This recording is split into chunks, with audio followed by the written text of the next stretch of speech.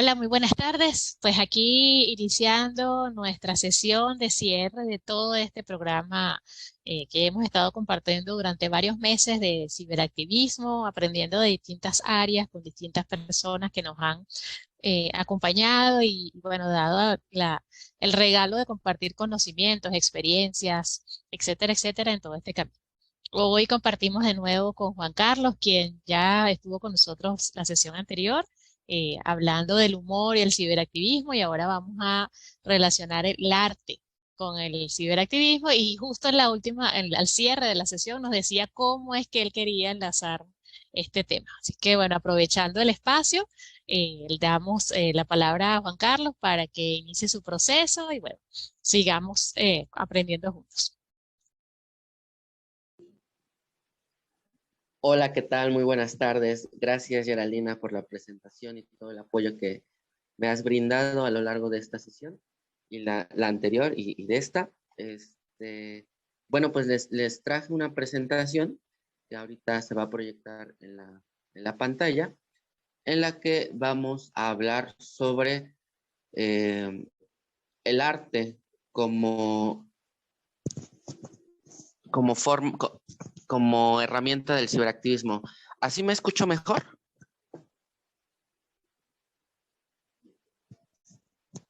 Bien, cualquier cosa me dicen. Eh, la sesión pasada fue el humor y esta vez va a ser el arte como herramienta del ciberactivismo. La sesión pasada yo ofrecía disculpas y esta sesión la voy a reiterar porque de nueva cuenta eh, mi formación en las ciencias sociales pues me hace brindar un poco del contexto para al final en las conclusiones decir cómo se puede utilizar justamente el arte como herramienta del ciberactivismo. La sesión pasada abordé como los conceptos básicos del ciberactivismo, las diferencias que algunos autores hacen, etcétera, ¿no? En esta ocasión me voy a centrar sobre todo en el arte y al final intentaré hacer el enlace. Como ustedes pueden apreciar ahí en la pantalla, en la presentación, la pintura que tenemos a nuestra izquierda se llama La creación de Adán, de Miguel Ángel, que se encuentra en la Capilla Sixtina. Y a nuestra derecha está una titulada El nacimiento de Dios, que es de Armonía Rosales. Eh, es básicamente como el mismo concepto, con la diferencia sustancial que en esta nueva versión, Dios es mujer, ¿no? Y además es una mujer afrodescendiente y también Adán se está retratado como un hombre blanco, ¿no? Entonces, guarden por favor como estas imágenes porque las quiero tocar más adelante. Déjenme iniciar en ese sentido con la siguiente diapositiva en la que brevemente compartiré cómo concibe Yuri Lotman el arte como un lenguaje, ¿no? En la sesión pasada, como recordaremos, me referí mucho a utilizar el humor como un discurso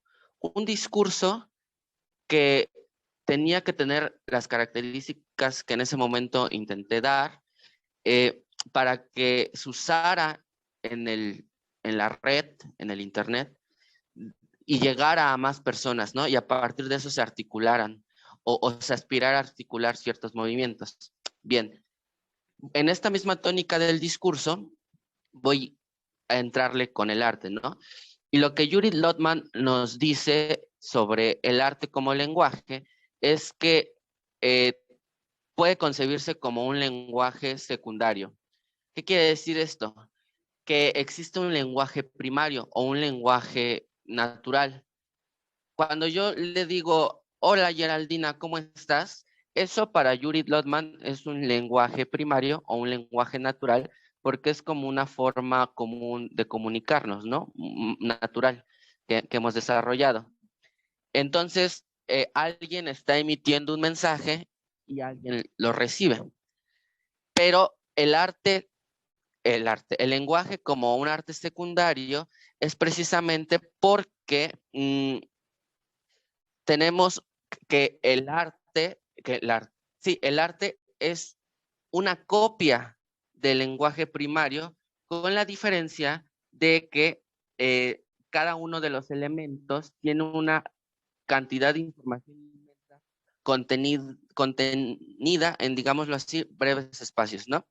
Entonces, eh, cualquier mensaje se comunica a través de un canal. En el caso del habla, por ejemplo, ese canal son las palabras que producimos gracias a nuestro aparato fonador. En el caso de la danza, el canal es la serie de movimientos corporales, ¿no? El cuerpo. En el caso de la pintura, en el caso, no sé, de la poesía, etcétera, etcétera. Porque hay que recordar esto, ¿no? El arte no, es muchas cosas, ¿no? Caricaturas, cine, teatro, danza, escultura, etcétera. Cada uno de esas expresiones tiene su propio canal, pero al final es un lenguaje porque comunica algo.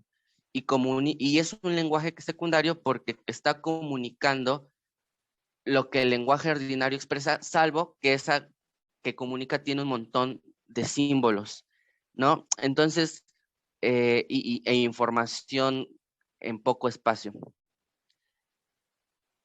El lenguaje, entonces, es un sistema de comunicación con signos ordenados de un modo particular.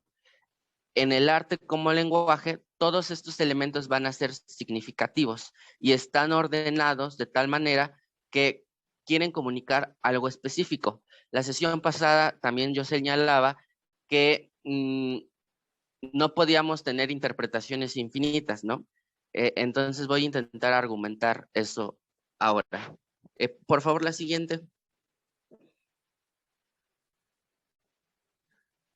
Este sería como el esquemita básico con base en lo que nos dice Judith Lotman, ¿no? Existe un emisor que manifiesta, expresa un mensaje, hay un receptor que lo, valga la redundancia, que lo recibe, y entonces hay una tarea como mutua, es de ida y vuelta. Un mensaje se comunica mediante un canal y se hace mediante un código. Y en el lenguaje ordinario, pues el código es, todo el mundo lo entiende, ¿no? Yo digo, ¿qué tal te fue ayer? Y ahí todo el mundo sabe a qué me refiero, ¿no? Porque es un lenguaje ordinario. En cambio, si yo quiero comunicarles algo a través de una obra de arte, a través del arte, pues ahí vamos a tener que es un sistema secundario, porque ese lenguaje con el que intento comunicarles algo, sea un baile, sea una película, sea una obra de teatro, sea una pintura, sea un poema, pues va a tener una gran cantidad de información albergada. Entonces, por eso es un lenguaje secundario o un lenguaje B, ¿no?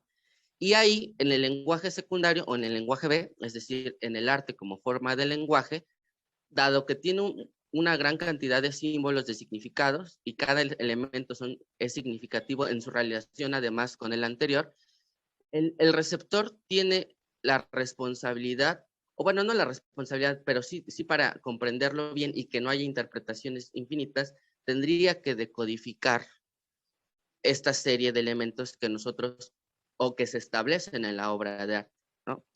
Siguiente, por favor. Entonces la pregunta es, a ver, cuando vemos cualquier obra de arte, ¿ante qué discurso estamos? Permítanme, por favor, en ese sentido, expresar dos caras de la moneda, pero resaltar que dentro de esas caras, de esas dos caras, existen una gran cantidad de matices, ¿no? Pero creo que puede ser ilustrativo irnos con ambas caras, porque el ciberactivismo, lo decíamos en la sesión pasada, pues de lo que se trata es de ser activos en la red, y esa actividad es sustancialmente, según lo que intenté argumentar en aquella ocasión, política, ¿no? Es una actividad sustancialmente política. Bueno, entonces de un lado de la moneda voy a presentar lo que dice Albert Camus en El hombre rebelde, que citando a Marx o parafraseándolo, señala que el arte no es de todos los tiempos, dado que está determinado, como lo señala Marx, por su época y expresa los valores privilegiados de la clase dominante. ¿Qué quiere decir esto? que no podemos abstraernos de lo que acontece como en el mundo, ¿no? En el planeta, en los regímenes, etcétera. Pero la idea de Marx que retoma Camus es que todas las ideas dominantes de cualquier época son las ideas de la clase dominante. En ese sentido, el arte es un valor privilegiado, ¿no? De la clase dominante, pero también existe el arte como rechazo a los valores privilegiados de esa clase dominante o un arte rebelde, que es la segunda cara de la moneda, ¿no? Camus dice que un artista rebelde es un creador de realidades. En la exposición que estoy haciendo, vamos a tomar también realidades como discursos, ¿no? Porque dijimos justamente la sesión pasada, haciendo referencia a Lacan, haciendo referencia a Zizek, a Althusser, que la realidad es una realidad social que se construye a través de discursos, ¿no? Entre otras cosas. Bueno, entonces el artista rebelde crea esas realidades como una alternativa, pero no como una negación a la realidad que está experimentando. Y espero que en las siguientes diapositivas esto quede más claro. La siguiente, por favor. Ahí tenemos un detalle de la Gioconda de Leonardo da Vinci. La Gioconda, pues, si alguien la ve así, dependiendo, ¿no? Sus gustos o no, le va a parecer bonita o no. Le va a parecer una gran obra de arte o solo una buena obra de arte, ¿no? Ya entramos a cuestiones técnicas, pero lo que me interesa aquí, más allá de las cuestiones técnicas que se aplican, ¿no? En los colores, en las texturas, en la perspectiva, es justamente responder a la pregunta, ¿ante qué discurso estamos? ¿Y qué interpretación discursiva se puede dar de cualquier obra de arte? Esta Gioconda fue, yo no sé si ustedes sabían, pero si sí, pues se los repetiré, que cuando ella, la Mona Lisa, era esposa de uno de los 12 Bonumini, que eran de los más importantes de Italia, ¿no? Era como casi los más poderosos. Y entonces, en ese momento, Leonardo tenía 53 años y ya era considerado como el artista por excelencia. Entonces, pues, ¿cómo no?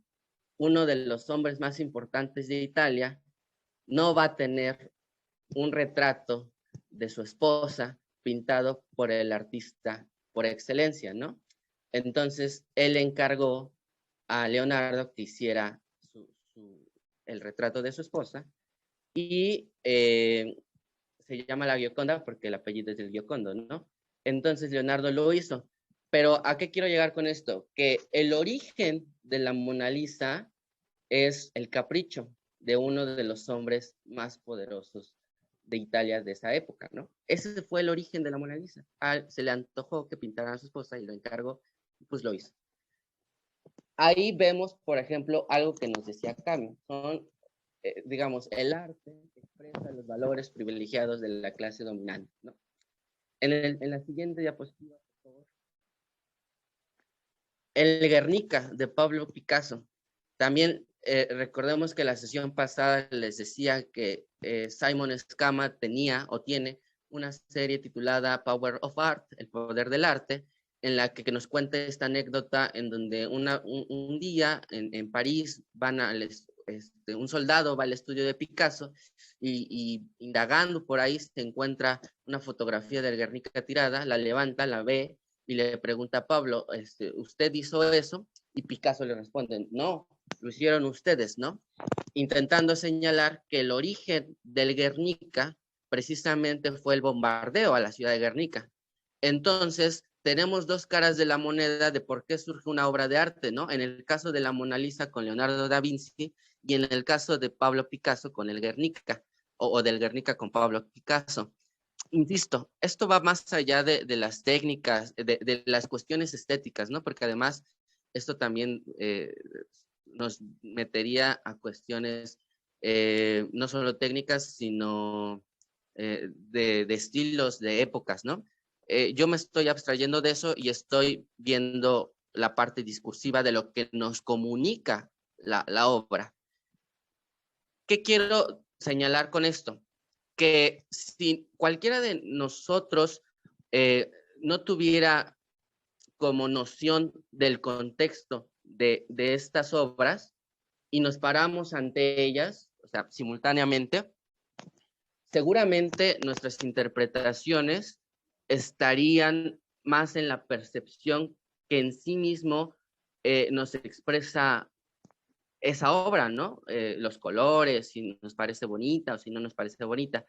Pero conociendo justamente el contexto, conociendo como, permítanme llamarlo así, la intención por la que se creó, entonces nos daremos cuenta de la radical cambio en nuestra forma de interpretar o, para ceñirme a las primeras diapositivas, de decodificar eso que estamos viendo, ¿no? Porque ahora cada uno de esos símbolos del Guernica pues tienen una cantidad de información tan grande que necesitaríamos no solo paciencia, sino además quien se encargue de ello tendría que ver qué características, por ejemplo, tenía la ciudad del Guernica, por qué demonios está, no sé, ese toro o esa vaca, ¿no? Ahí, qué significa cada uno de ellos y qué es lo que nos quiere comunicar. Adquiere otro sentido, ¿no? Adquiere otro sentido. Por ejemplo, esa persona a nuestra derecha que está gritando, ¿no? Cosas así. Y si viéramos la Mona Lisa, pues también adquiere ya otro sentido. La siguiente, por favor. Bien, ahí tenemos una escultura titulada Laoconte y sus hijos. Esta fue hecha en el periodo helenístico, por ahí del 300. Creo que se encuentra en uno de los museos del Vaticano, pero no me acuerdo bien ahorita. Después les confirmo ese dato. Pero ustedes saben como la historia del Laoconte, ¿no? La siguiente diapositiva, por favor, que es precisamente que el Laoconte retrata una historia del ciclo troyano. Todo este ciclo troyano es como de la guerra de Troya, ¿no? Pero no solo la guerra, sino cómo empieza y cómo culmina. Y entonces el Laoconte es un sacerdote troyano que junto con sus hijos fue atacado por serpientes marinas enviadas por un dios, ¿no? ¿Podemos regresar a la escultura, por favor, a la anterior? Eso se supone que es la representación, son los hijos, y es el Laoconte, el sacerdote, y esas son las serpientes que lo devoran. Hay varias versiones, ¿no? Hay quienes dicen que es a la llegada del caballo de Troya, el Laoconte quería como jugar chueco, y pues por eso le pasó lo que pasó, ¿no? Etcétera. Pero permítanme decir esto. Ahí tenemos un discurso que es un discurso clásico, que está como en la época helenística representado así como está. Y entonces lo que los narra es justamente, pues la historia, ¿no? La historia de ese ciclo troyano o la historia de ese acontecimiento clásico, ¿no? Pero fíjense ustedes cómo el contenido de cada una de los elementos que podemos apreciar en la escultura cuenta un discurso. Alguien que no conoce el ciclo troyano, alguien que no conoce quién fue Laoconte y sus hijos, pues ve esa escultura y le puede parecer bonita, ¿no? Qué talento quien hizo eso. Y las víboras, ¿no? La víbora grandísima y de miedo y los está estrangulando. Pero conociendo como el discurso, vemos que cada uno de esos elementos tiene un significado enorme, ¿no? Es diferente. Ya podemos decir como que es venganza, ¿no? Por lo que iba a ser, o todo el sufrimiento, el dolor, etcétera. ¿Qué quiere decir esto? Que las interpretaciones no son infinitas, que las interpretaciones van de acuerdo a la decodificación de lo que el emisor quiere decir, ¿no? Vamos a la siguiente y a la siguiente después de esa, por favor, Geraldine.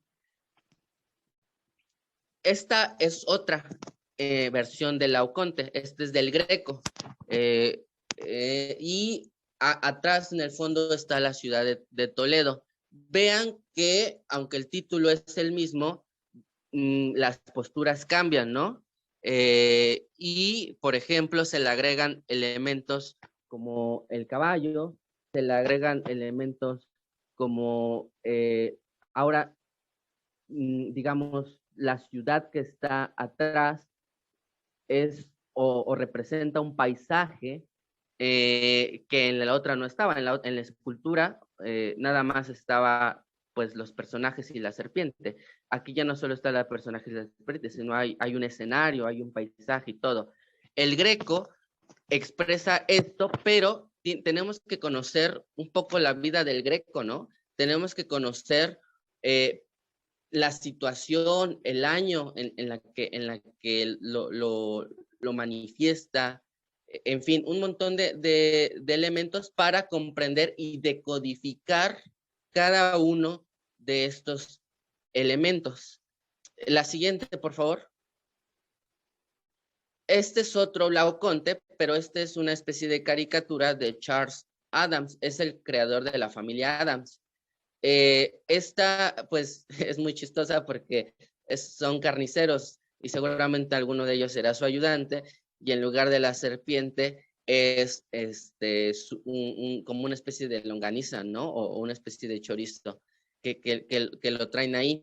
Pues es la misma referencia a Laoconte, pero con esa adaptación. Si alguien que no conoce ninguna de las pinturas o esculturas anteriores ve esta caricatura por primera vez, le parecería rara, ¿no? Le parecería, qué chistoso, a lo mejor están teniendo un problema, o qué sé yo, por ahí así, ¿no?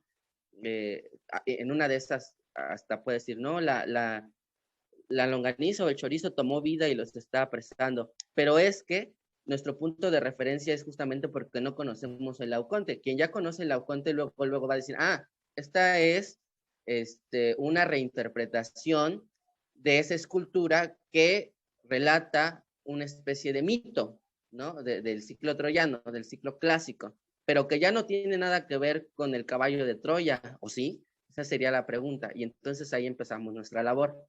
La siguiente, por favor. Aquí, por ejemplo, ya el título, o también lo que se conoce como la paratextualidad, dice, Laoconte y sus hijos tras criticar la tarifa de Troya, ¿no? Rafael Vega. Entonces, ahora la serpiente es el cable, la extensión de la lavadora, ¿no? Y ahí están en aprietos. Y entonces entre el título, la imagen que hace referencia a Laoconte y ahora como la reinterpretación, pues seguramente el significado que nosotros entenderemos y le daremos a esta imagen es precisamente que ya las altas tarifas están tan grandes que ya los están asfixiando, ¿no? Que estamos viviendo una crisis económica que ya llegó a todos los rincones de nuestra vida familiar y que nadie se está salvando, ¿no? Por ahí puede ir la interpretación, pero no es una interpretación infinita. La siguiente, por favor. Aquí, por ejemplo, es una imagen de Ronald Searle, que es el mundo, ¿no? Estamos sobre unas pilas de basura, al fondo está, pues, lo que parece ser una gran nube como, pues, de contaminación, y la víbora es la manguera de la aspiradora que nos está asfixiando, ¿no? Pero entonces, ¿qué es lo que nos dice? Pues justamente eso, ¿no? Que ya estamos en una época, no sé, cambio climático, contaminación, descuido del planeta, etcétera, que toda la basura, todo esto ya nos está llegando como al final, ¿no? A la destrucción, etcétera, etcétera. Y lo que quiero rescatar, como hasta este punto, es, fíjense ustedes, cómo una obra conserva como esencialmente algo, ¿no? ¿Qué es ese algo? Pues las figuras y que siempre hay una especie de víbora que nos ata, ¿no? Y entonces la esencia de eso, ¿qué es? y esa esencia puede ser transliterada o extrapolada a otros escenarios, ¿no? Pero conservando la esencia. Y entonces, así es como se puede, este es el primer elemento que quiero como dejar sobre la mesa para utilizar el arte como una herramienta del ciberactivismo. Cualquier obra de arte puede resignificarse a partir de su propia esencia. Pero, ¿qué está haciendo? Está cambiando los símbolos, ¿no? Está cambiando los contextos. O sea, en una tenemos el paisaje del Greco con Toledo, aquí es la basura, en la otra es la carnicería. Y esto, esa resignificación, aunque conserve la esencia que es como la manguera, el chorizo, la víbora, te transporta e incluso te puede emitir el mensaje contrario, ¿no? Al primero. Aquí quizá no se ve tan claro, pero en la siguiente se va a ver más claro. La otra, por favor. Miren, son dos imágenes. La de la izquierda es Perseo decapitando a Medusa, perdón, de Zenit, y la otra es Perseo con la cabeza de Medusa de Celini. Igual, el mito, ¿no? ¿Ante qué discurso estamos?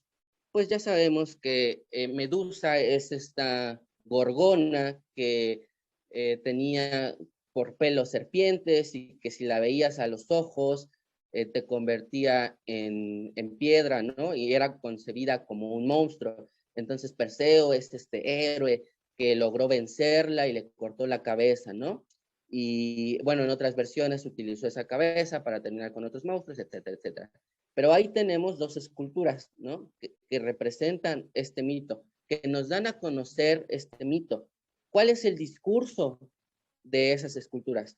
Pues el discurso es el del mito clásico, ¿no? Pasemos a la siguiente, por favor. Ahora, por ahí, en Nueva York, esta está sobre la Suprema Corte de Nueva York, es una escultura de Luciano Garbati que se llama Medusa con la cabeza de Perseo. Ustedes disculpen la foto, es que fue como la que encontré, pero ya se imaginan, ¿no? La cabeza es la del héroe y Medusa ahora es la que la tiene. Y este fue puesta en el contexto del Me Too, que es este movimiento feminista, ¿no? De protesta para visibilizar un montón de cosas y de abusos. Entonces, ¿ante qué discurso estamos? ¿Cómo resignificó el discurso a través de la escultura, ¿no? Es decir, todo el mito clásico, pues es toda una historia y que se ha representado a lo largo de muchos años en pinturas, en esculturas, en obras de teatro, en tragedias, pero con una sola escultura estás resignificando todo el mito. No solo estás resignificando todo el mito, estás construyendo un nuevo mito, estás construyendo una nueva realidad, estás construyendo nuevos discursos, porque todos esos elementos, es decir, el elemento básico que es la cabeza de Medusa, ahora es la cabeza de Perseo, ¿no? Sigue siendo una cabeza y sigue siendo una decapitación, pero al cambiarle la del discurso clásico, la del mito clásico, por una versión como que no era para nada hegemónica, estás, ¿no?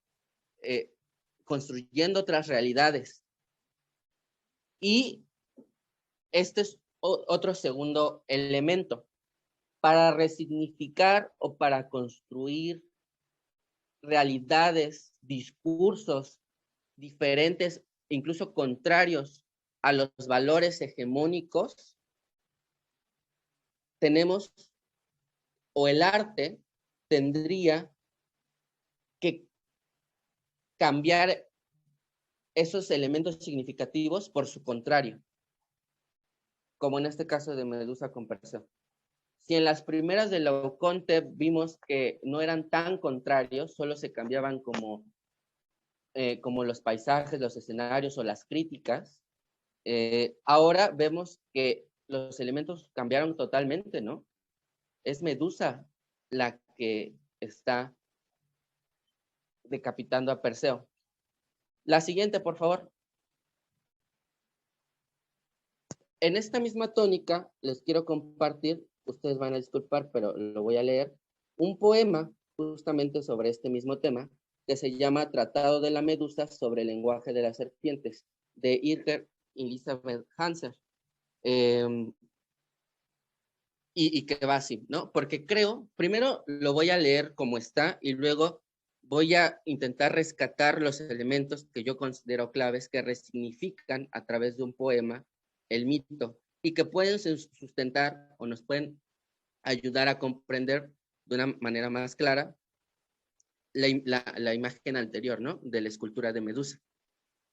Dice así, 1. Yo soy el lenguaje de las serpientes. Columna de sueños, lengua de agua, los labios a poca altura de la tierra, en torno al cuerpo de los sonidos, el hipnotizado pájaro en la garganta. La canción es lo que se hundió, bajo la piel que ascendía, en espiral y succionaba relucientes segundos como venenos. La canción era el rayo de llamas, lanzada alrededor de huesos pulidos. El cuerpo era lo que cantaba, el pájaro en el vientre, la serpiente en el aire. 2. La palabra es pájaro. Si voy a decir la palabra, me llevo el pájaro a la boca. No lo mato, solo lo menciono por su nombre. Pájaro, repito, y entonces ya tengo el pájaro en el estómago. Yo soy, pues, lo que digo. ¿Qué dice el pájaro? Sin mí, el pájaro no sería palabra. 3. Ahora es mi boca un archivador y las palabras números de registro. Ahora el pájaro es solo el número de registro del pájaro. El número de registro no canta. La siguiente, por favor. 4. La mortal era yo, la que nació de una ola y vivió en el extremo del mundo, la que llevaba serpientes en el pelo y cantaba y hacía bailar a las serpientes. Ella la que llamaron peligro, un monstruo la llamaban. Ella que dejó pasar la mirada, él la robó, la mirada, la pesada. Fue el arma del guerrero, la dirigió contra otro. Él mismo carecía de fuerzas, nunca se enfrentó a mi mirada. Otros fueron alcanzados por ella, otros quedaron rígidos y se detuvieron. Yo que no tengo cuerpo, mira ahora, solo puedo petrificar. Mi boca no canta, los ojos hablan piedra, la cabeza en manos del guerrero. No soy yo, sino muerto. Yo que parí demasiado tarde a Pegaso, fue al que estaba pariendo cuando el guerrero me asestó un corte en el cuello. La mortal era yo. Bien, esta es como la lectura normal. Ahora, por favor, regresemos a la diapositiva y permítanme a grandes rasgos para... Es que ir como verso por verso nos llevaría mucho tiempo, pero me voy a, como los elementos más importantes según yo, ¿no? En una de las versiones, Medusa está embarazada y Perseo la asesina cuando duerme. Este poema rescata esa versión, ¿no? Cuando justamente dice el pájaro en el vientre, la serpiente en el aire. Pájaro, porque tiene alas, Medusa es la mamá de Pegaso, dio a luz a Pegaso, ¿no? Pero aquí cuando dice la serpiente en el aire, pues es porque la cortan la cabeza y su cabeza sale volando, ¿no? En el primer punto. Entonces lo que está diciendo, oigan, este cuate me mató a la mala, este cuate me agarró durmiendo y además cuando estaba embarazada. Y además, fíjense, Tratado de la Medusa, ¿no? Desde el título nos presenta la estructura del poema como 1, 2, 3, 4, ¿no? Que normalmente así es la estructura de un tratado. Capítulo 1, capítulo 2, ¿no? Sí, libro 1, libro 2, ¿no? Todos estos, esto es un poema, ¿no? Y la literatura es considerada como un arte. Entonces, lo que yo quiero como insistir es, ojo, porque es muy complicado de codificar el arte. Nosotros tenemos que tener la noción de qué es un tratado, de cuáles son las estructuras de un tratado, para comprender por qué la autora pone 1, 2, 3 y 4. Y para comprender por qué en el 2 se habla de la palabra pájaro, qué tiene que ver eso con la medusa, ¿no? Cosas así. Porque como les decía, según Yuri Lotman, el lenguaje, el arte como lenguaje es un lenguaje secundario que, a diferencia del lenguaje ordinario, en cada uno de sus elementos guarda una cantidad de información increíble que nosotros vamos a tener que decodificar. La pregunta es, ¿cómo vamos a decodificar? Bueno, también voy a intentar dar una especie de respuesta a eso, ¿no? En el 2 dice, la palabra es pájaro, si voy a decir la palabra me llevo el pájaro a la boca, no lo mato, solo lo menciono por su nombre. Cuando dice la palabra es pájaro, pues sí, ¿no? Pájaro es una palabra. La palabra es silla, pues sí, silla es una palabra. Ahí no estamos ante la imagen de un pájaro, de un ave, estamos ante su signo, ¿no? Ante su palabra, solamente pájaro, que es una palabra, ¿no? Y cuando dice una palabra, se toma y se echa aire. Uno toma, uno inhala y exhala cuando habla. Entonces, cuando dice pájaro, repito, y entonces yo tengo el pájaro en el estómago, pues a eso se refiere, ¿no? Pues porque estoy hablando. Yo soy pues lo que digo. Eso creo que es más comprensible, ¿no? Eh, si el lenguaje es la codificación de la realidad, según lo que intenté explicar la semana anterior, entonces todo lo que decimos es lo que vamos a hacer, dado que es nuestra construcción del mundo, de nuestro mundo. ¿Qué dice el pájaro? ¿Qué dice la palabra? A ver, si yo soy lo que digo, ¿qué va a decir el pájaro? Es decir, ¿qué va a decir la palabra, puesto que la palabra es pájaro, ¿no? ¿Qué va a decir la palabra? Sin mí, el pájaro no sería palabra. Sin mí, la palabra no sería palabra. Pero ahí ya estamos cambiando a sin mí, la palabra, quítenle palabra y pongamos sin mí, el significado, ¿no? No sería el mismo. Sin mí, el pájaro no sería palabra.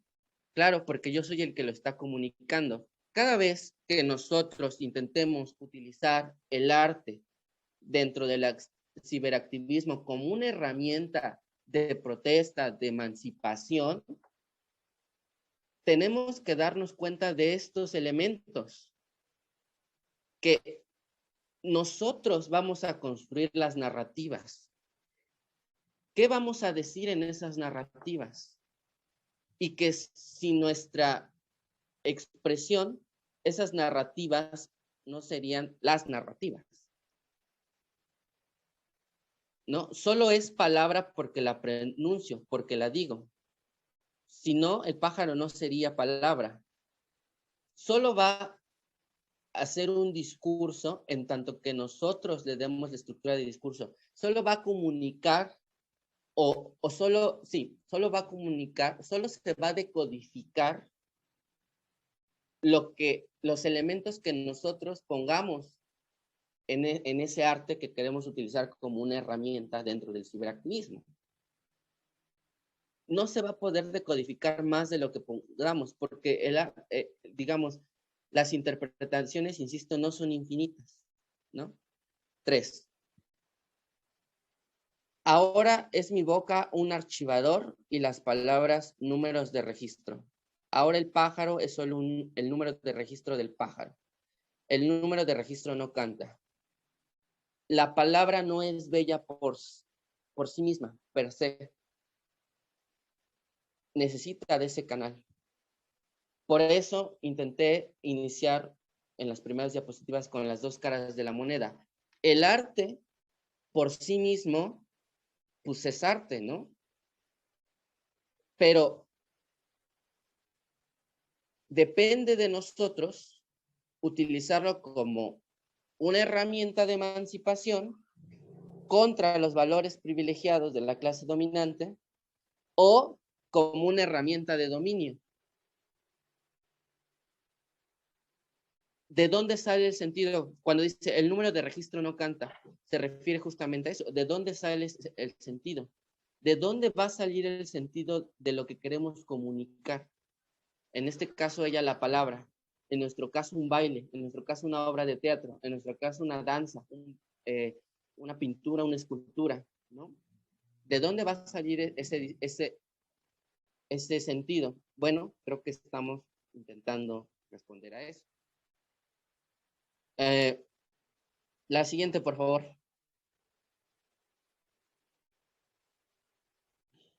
Cuando dice la que nació de una ola y vivió en el extremo del mundo. El papá de Medusa es Forcis, es un monstruo marino, ¿no? Por eso dicen la que nació de una ola y vivió en el extremo del mundo, porque, digamos, en esta época, el extremo del mundo era ahí por África, ¿no? Que estaba la morada de lo prohibido, como lo oscuro, lo malo, ¿no? Luego dice, la que llevaba serpientes en el pelo y cantaba y hacía bailar a las serpientes. Ella, a la que llamaron peligro, un monstruo, la llamaban. En una de las versiones, Atenea o Minerva, dependiendo, castiga a Medusa cuando es violada por Poseidón en su templo. Fíjense ustedes la carga significativa de este elemento de información. Una mujer, Atenea, está castigando a otra mujer, Medusa, por haber sido violada por Poseidón. ¿Se imaginan? Y entonces lo que ella dice, ella, o sea, yo, a la que llamaron peligro, un monstruo la llamaban, no solo la castigaron, no solo sufrió una violación, sino que además la llamaran monstruo, ¿no? Ella que dejó pasar la mirada, él la robó, la mirada, la pesada. Fue el arma del guerrero, la dirigió contra otros. Cuando, ustedes saben, Perseo vence a Medusa, ocupa su cabeza para vencer al Atlas, ¿no? Entonces, cuando dice justamente, él la robó, la mirada, o sea, él, Perseo, robó su mirada, porque pues, robó su cara, sus ojos, y fue el arma del guerrero. En adelante, su cabeza, sus miradas, sus ojos, fue utilizada por Perseo como un arma, la dirigió contra otros, ¿no? Contra el Atlas. Él mismo carecía de fuerzas, nunca se enfrentó a mi mirada. Cuando dicen, ¿de qué estamos hablando? ¿Por qué Perseo es considerado un héroe, ¿no? Los héroes valientes, los héroes fuertes, los héroes invencibles, ¿no? Que se ven acorralados y aún así nunca se rinden y además salen avantes. Espérense tantito. Perseo carecía de fuerzas. ¿Por qué lo estamos llamando héroe? Nunca se enfrentó a mi mirada. La del poder soy yo y él nunca me hizo frente. Y además me robó. Y además fui yo la que venció al Atlas, porque Perseo utilizó, ¿no? ¿Se dan cuenta cómo cada uno de estos elementos, por sí mismo en la primera lectura, para quien no conozca todo este contexto, no es el mismo significado? Pero una vez que ya lo estamos desmenuzando y entendiendo ciertos, pues sí, hechos, versiones, estamos resignificando, o bueno, ella, ¿no? La autora del poema, resignifica el mito, resignifica el discurso. ¿Cuál era el discurso? Perseo es el héroe, Medusa es la monstruo. ¿Cómo está resignificando este discurso ella? No, espérense. ¿De qué me están hablando? Perseo no es un héroe. Además, a mí me llamaban monstruo cuando yo fui la violada, cuando yo fui la víctima, ¿no? Yo que parí demasiado tarde a Pegaso, fue al que estaba pariendo cuando el guerrero me asestó un corte en el cuello. O sea, cuando Perseo llegó a matarme, yo estaba dando a luz a Pegaso, a mi hijo. ¿Cuál combate? A mí me agarró dando a luz, ¿no? ¿Eso es un héroe? Y luego, la mortal era yo. Creo que, y por eso está separado. Ahí se me olvidó separar como el verso, pero ese último verso pertenece en sí mismo a otra estrofa, ¿no? Discúlpenme. Pero en el original está así, ¿no? Separado. Es otra estrofa, pues. Y cuando dice, la mortal era yo, ¿por qué empieza también arriba la mortal era yo? Y ahí también se me olvidó hacer la separación, discúlpenme. Este, creo que fue por espacio, porque ya a lo largo no me cabía. Pero fíjense, en el original es la mortal era yo, primera estrofa, segunda estrofa, todo lo demás, la última estrofa, el último verso, ¿no? La mortal era yo. ¿Por qué empieza como termina? ¿No? Son elementos que tenemos que decodificar. Y además, ¿por qué dice la mortal era yo? Porque a ella le estaban llamando monstruo. Y si en la escultura, en las dos esculturas de Perseo decapitando a Medusa, tenemos justamente eso, Perseo es el héroe que acabó con la monstruo, y en la de el autor argentino, me parece, sí es argentino creo, ahora es Medusa la que acabó con el monstruo. En esa escultura, Medusa entonces es la heroína. Y si estamos invirtiendo como para resignificar, para cambiar el discurso a su contrario, tenemos que cambiar los elementos significativos a su contrario. ¿Qué quiere decir esto? Que entonces cuando dice la mortal era yo, ¿a qué nos referimos? Pues que el monstruo no era ella, que el monstruo era Perseo, ¿no? La mortal era yo, el monstruo era él. Y entonces estamos resignificando todo un discurso hegemónico de siglos y siglos. Y si le escarbamos, pues vamos a encontrar más resignificaciones. Y entonces esto se está convirtiendo, este solo poema, esa sola escultura, está rompiendo con una tradición de miles de años. Así es como el arte rompe con lo hegemónico. Y en el ciberactivismo, todo esto tenemos que tomarlo en cuenta y llevarlo al ciberespacio y difundirlo.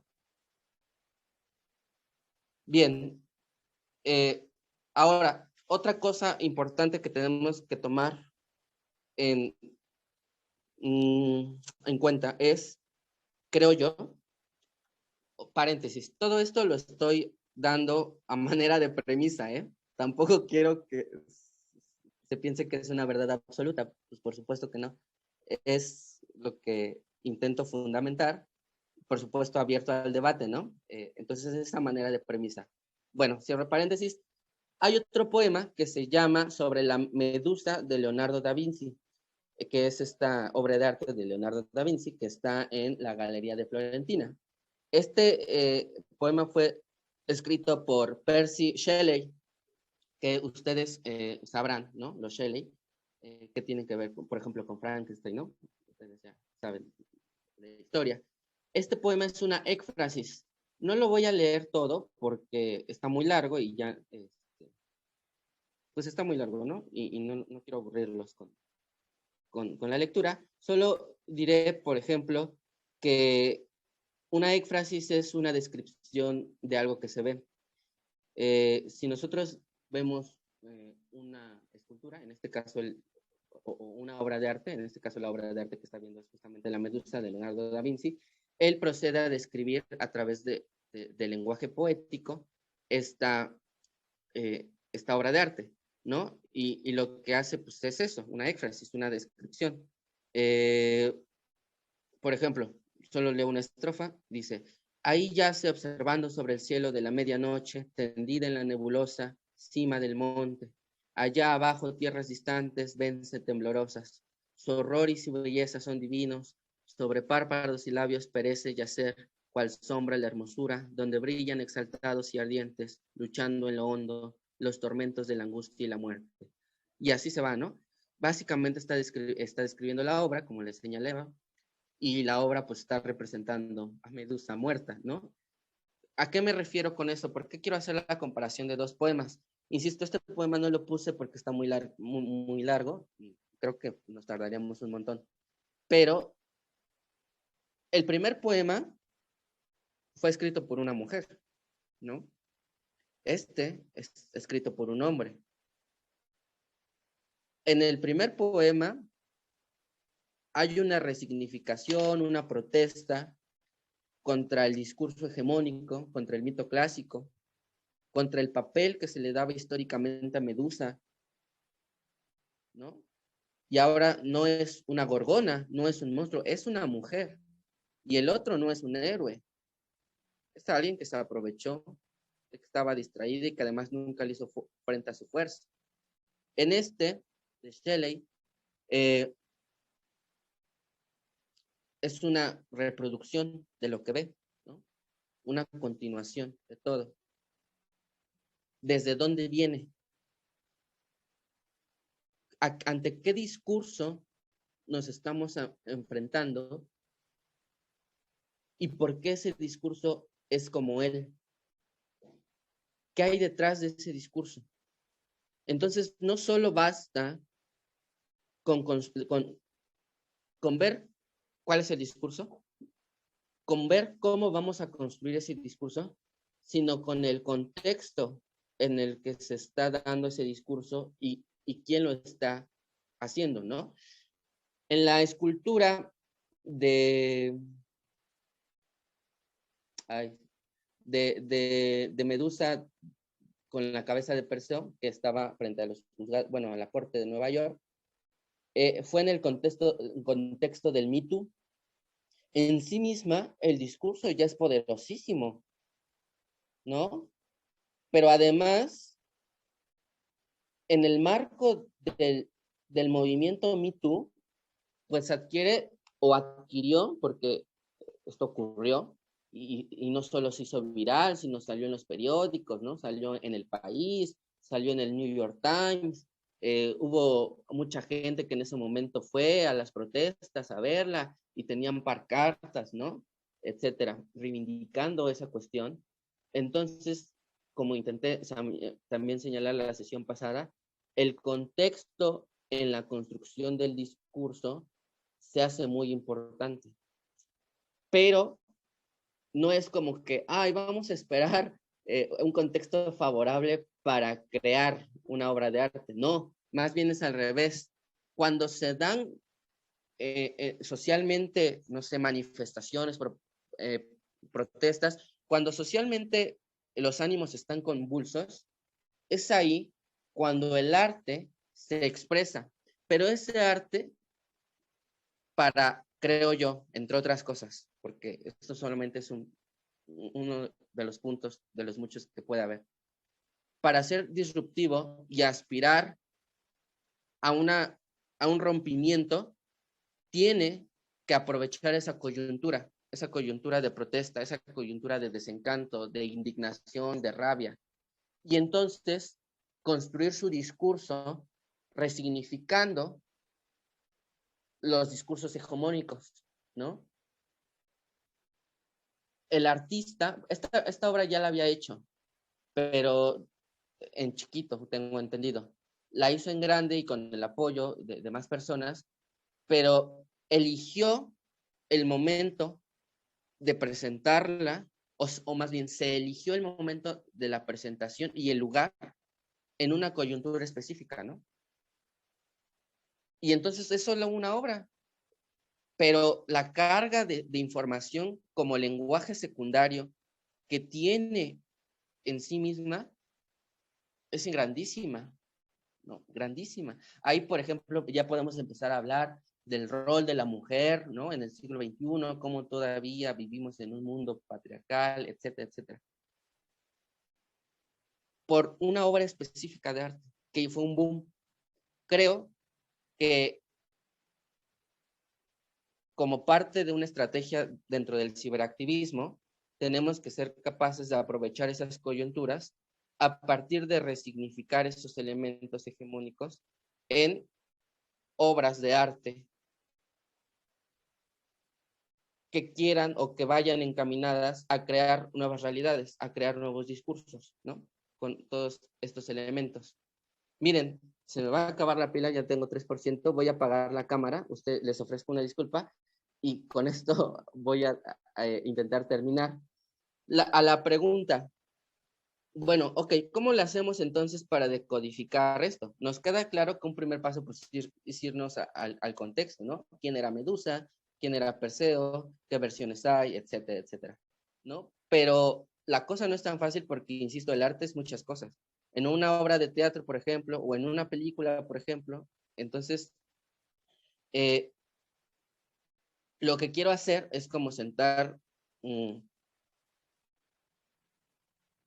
unos primeros pasos, ¿no? Para decodificar esto. Voy a apagar mi cámara, corro por mi cargador, me tardo 30 segundos y termino, ¿sí? Por favor, discúlpenme.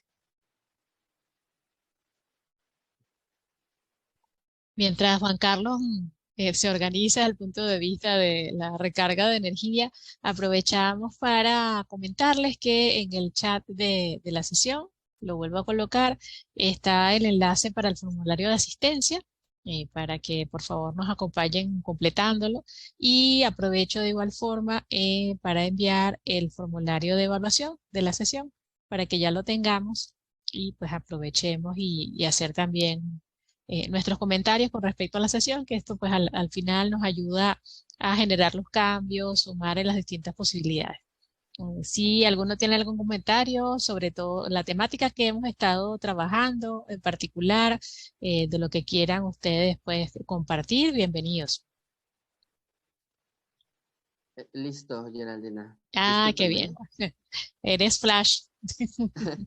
Sí, voy a estar un poquito con la cámara así apagada en lo que la pila me aguanta, pero mientras voy diciendo, si no les molesta, claro. Eh, pasamos a la última recta, ¿no? Fíjense ustedes, hay un grupo que se llama el Grupo Mi, que pues, es un grupo de investigadores eh, que han abonado mucho a la teoría literaria, es decir, estamos dentro de una rama del arte, ¿no? La literatura, porque también es muy complicado. Eh, que dicen que la metáfora es la gran figura retórica que habría que explicar, ¿no? Cuando, por ejemplo, nosotros escuchamos frases como la cama cubierta de arenas escurridizas y en contraposición, pásame ese vaso, por favor, pues nos estamos encontrando ante dos tipos de diferentes de comunicación, ¿no? La primera es un lenguaje secundario, de acuerdo con Yuri Lotman, y la segunda es un lenguaje ordinario, ¿no? Si nosotras escuchamos, pásame ese vaso, por favor, pues todas vamos a saber a qué nos referimos, ¿no? En cambio, cuando decimos o escuchamos la cama cubierta de arenas escurridizas, pues nos va a costar un poquito más de trabajo. Entonces, porque la primera hay que interpretarla y la segunda no. La diferencia está, según este grupo del Círculo de Mí, en que la primera es una metáfora y la segunda no. En el habla cotidiana, pues nosotras nos comunicamos como la segunda frase, ¿no? En cambio, en la literatura, y déjenme ustedes decirles, en cualquier tipo de arte, la comunicación contiene muchos casos como el de la segunda frase. Entonces, para interpretar correctamente el significado de la metáfora y entender lo que la persona que hizo esa obra quiere decir y solucionar el problema, pues el grupo Mi ha señalado el uso de la sinécdoque y la metonimia como los elementos para salir del hoyo, ¿no? ¿Qué es la sinécdoque? Es una parte constitutiva de la cosa, mientras que la metonimia es, digámoslo así, una relación de contigüedad, ¿no? Eh, por ejemplo, si nosotros nos referimos a un árbol, una parte constitutiva de la cosa es una rama, ¿no? O sus hojas, o la raíz. Eso es algo que constituye a la cosa que es el árbol. Esa es la sinécdoque. La metonimia, que es la relación de contigüedad, pues puede ser, por ejemplo, la forma, ¿no? O la materialidad. Si yo digo, sol, entonces una relación de contigüidad sería el círculo o el amarillo, porque el sol, según nuestra interpretación o nuestra forma de representarlo, pues es un círculo amarillo, ¿no? Es una relación de contigüidad, pero, pero a diferencia, o sea, no puede ser una parte constitutiva porque un sol no se constituye de círculos, ¿no? Un sol no se constituye de amarillo, ¿no? Entonces, esa es la diferencia entre la sinécdoque y la metonimia. Y estas son las dos características que debemos de utilizar para interpretar de manera correcta los discursos. Bueno, en este caso ellos dicen que la literatura, pero yo estoy extrapolando y entonces a los discursos o las obras de arte. Entonces, ¿cómo identificamos una metáfora? Bueno, según ellos, el grupo de mí, estamos ante una metáfora cuando existe una intersección sémica, es decir, la unión de dos sinécdoques o dos metonimias juntas, ¿no? Cuando hay o una y una. Un ejemplo, cuando nosotras leemos, no sé, un verso como con palmas de abeto barriendo las llanuras cérulas, pues lo que tengo que hacer es identificar las sinécdoques o las metonimias para llegar a la interpretación correcta. Pero como les decía, esto requiere, además del contexto presente en el resto del texto, pues un montón de conocimiento o paciencia y tiempo para adentrarnos pues en la materia, ¿no? Entonces, si sabemos que el abeto es un árbol y que cérulas es azul, entonces podemos dar el primer paso para la identificación de la sinécdoque y la metonimia, ¿no? Por ejemplo, con palmas de abeto barriendo. ¿Qué es una palma de abeto? Si la sinécdoque es una relación constitutiva, entonces podemos intentar ubicar esto en la frase. Si, no sé, el abeto es, pongámosle, la parte constitutiva de algo, que es el árbol, ¿no? Pero como la sinécdoque es una parte constitutiva de la cosa, el abeto no puede ser un árbol porque el árbol es la cosa y no una de sus partes. Entonces tenemos que probar con todas las demás partes constitutivas de la cosa hasta llegar a la relación de que el abeto se va a interpretar como madera, ¿no? O sea, a ver, con palmas de abeto, ¿a qué se refiere quien escribió esta frase con la palabra palmas de abeto? Újole, pues vamos a tener que ir desmenuzando esto. ¿Abeto qué es? Bueno, abeto puede ser un árbol, bueno, abeto puede ser una rama, así hasta llegar a madera. Y entonces la frase quedaría con palmas de madera barriendo, ¿no? Y vamos a tener que hacer el mismo ejercicio. ¿Qué es una palma de madera?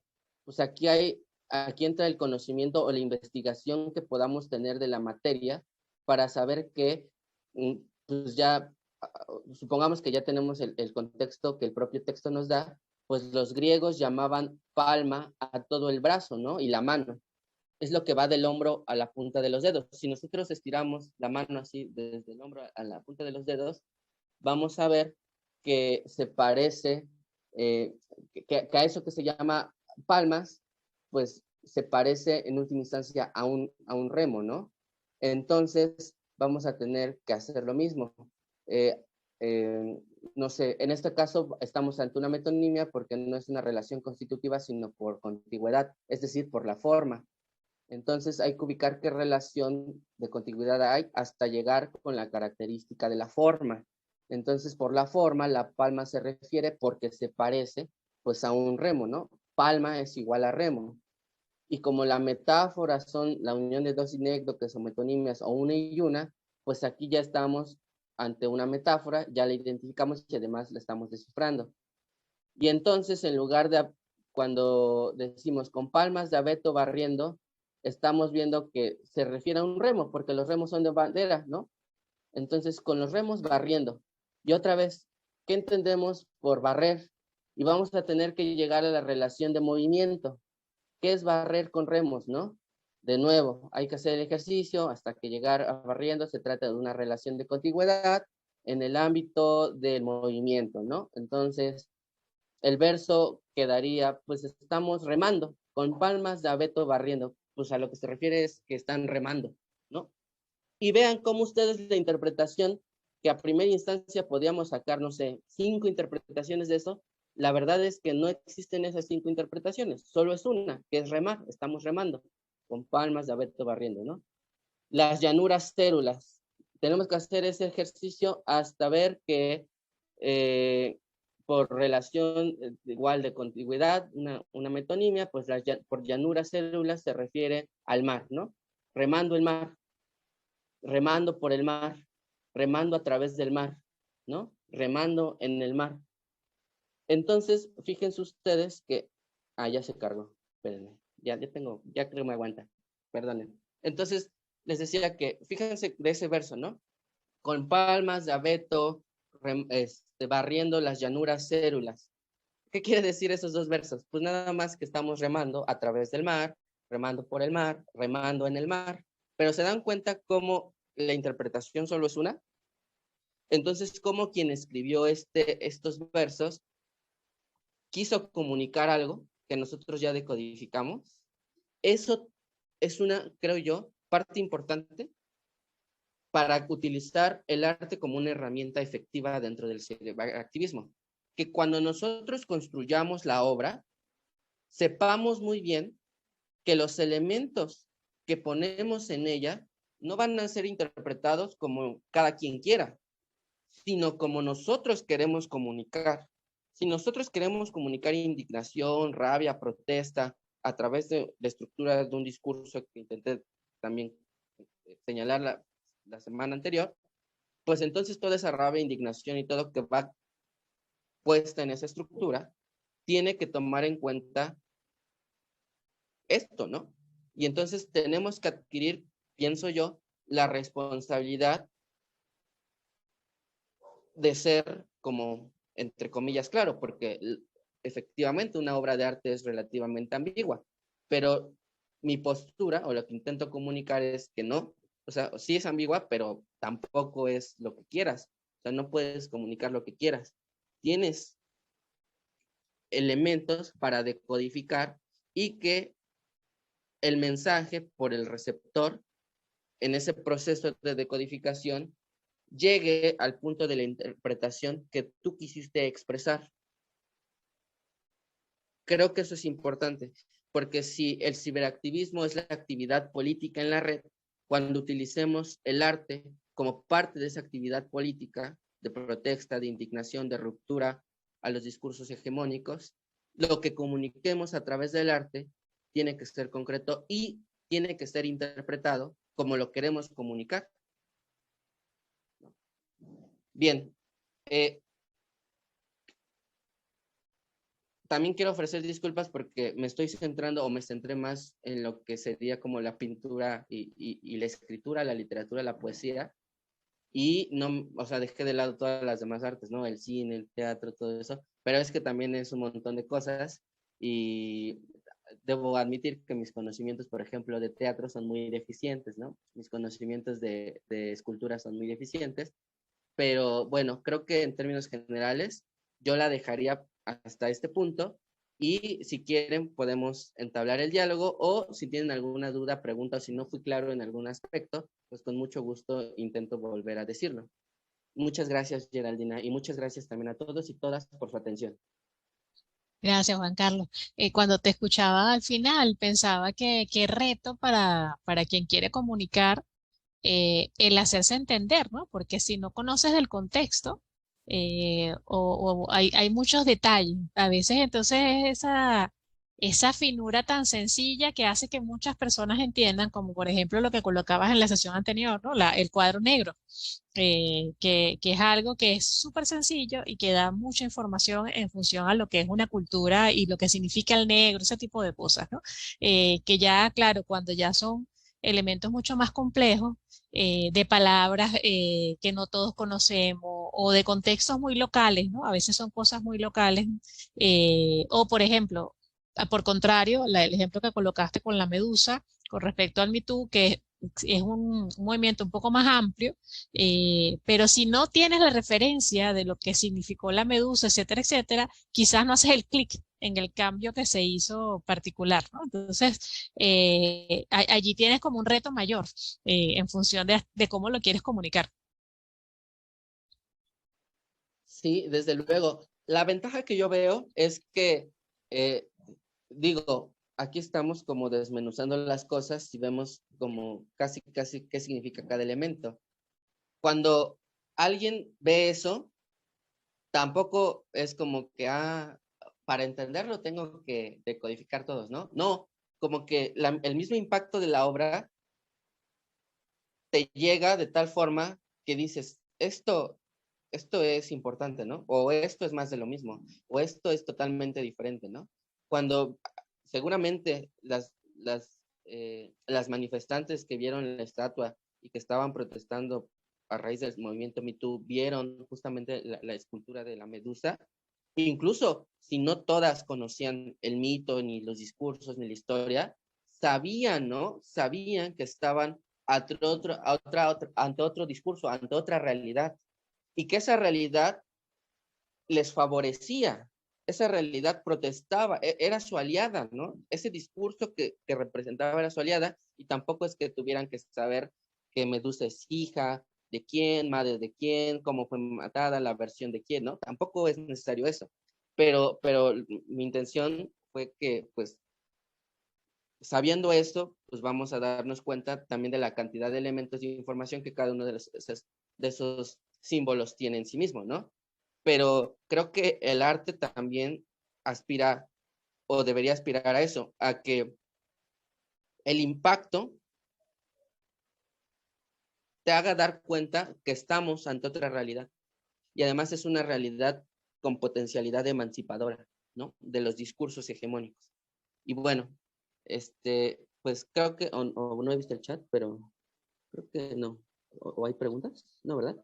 No, en el chat no tenemos preguntas. Si alguno de los que está acá con gusto quiere compartir a través del chat, bien sea una pregunta, comentario, que estamos ya cerrando la actividad en un ratito, con gusto, por aquí les escuchamos o les leemos.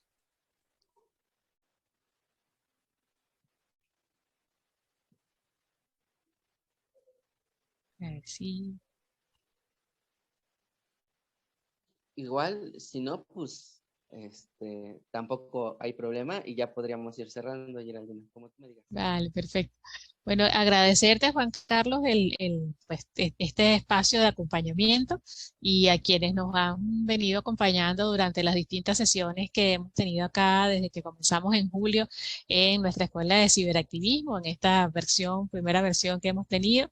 Te comparto como símbolo de agradecimiento, pues certificado que te otorgamos por pues, hacer para nosotros el proceso de estas dos conversaciones súper interesantes y bueno, y seguir aportando, ¿no? A todo lo que es el desarrollo del ciberactivismo para democracias digitales en Latinoamérica y que sigamos construyendo, ¿no? Todos estos procesos de ver de distintas ópticas lo que podemos hacer para sumar en estos espacios que podemos sumar día a día en lo que es la acción. Entonces, bueno, súper agradecida a ti, Juan Carlos, y a todos los que nos acompañaron en la tarde de hoy. Pues, y seguramente nos vamos a seguir viendo el año próximo. Les deseamos unas felices fiestas y que bueno, que cierren con bien este año 2022. Feliz tarde para todos. Muchas gracias, Geraldine. Gracias a todos y a todas y por la invitación a su Gracias.